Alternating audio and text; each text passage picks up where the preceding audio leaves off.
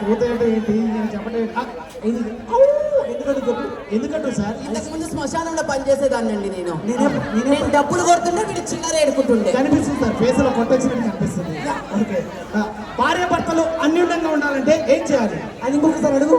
ఏం సార్ ఇంకొకసారి సార్ మీ ఇంట్లో మీ ఆవ నడుస్తున్నా మీ ఆవిడ భార్య భర్తలు అడుగు. సరే అడుగుతా. భార్య భర్తలు అన్యోన్యంగా ఉండాలంటే ఏం చేయాలి అది భార్య భర్తలు అడుగు. మరి మీరు సహజీవనం అంటే డేటింగ్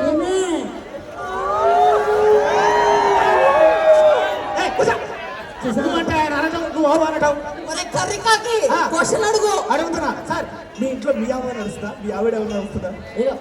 అన్న హవా నడుస్తుంది కాదు, ఎదురింటి ఎస్ఐ గారు హవా నడుస్తుంది. అదేంటి అంటే ఆయననే ఉంటాడు అప్పించి.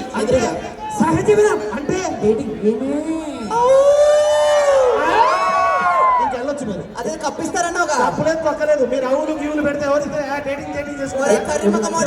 డేటింగ్ చేసే వాళ్ళకి అట్లా కప్పులు ఎవరు కాదు. వాడిచ్చే ఇంత కప్పు కోసం మనం పెళ్లి చేసుకుంటామా? మేము వెళ్ళి డేటింగ్